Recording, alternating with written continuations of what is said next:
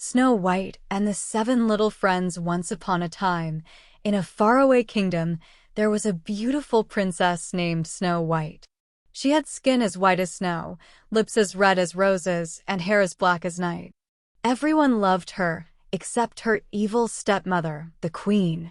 The queen had a magic mirror, and every day she asked, "Mirror, mirror on the wall, who is the fairest of them all?"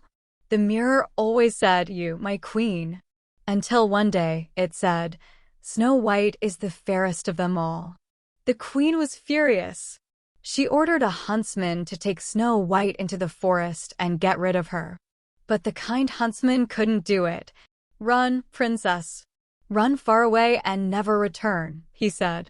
Snow White ran deep into the forest. She was tired and scared until she found a tiny cottage.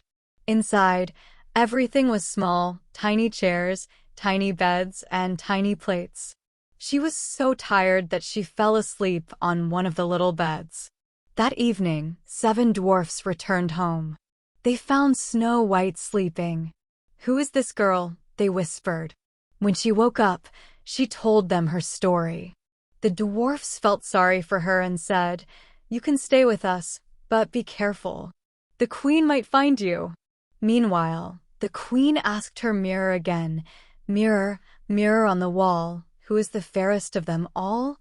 The mirror answered, "Snow White is still the fairest, and she is living in the dwarf's cottage." The queen was furious again. She disguised herself as an old woman and took a poisoned apple to the cottage. "Try this, my dear," she said sweetly. Snow White took a bite and fell to the ground, asleep like a statue. When the dwarfs returned, they were heartbroken.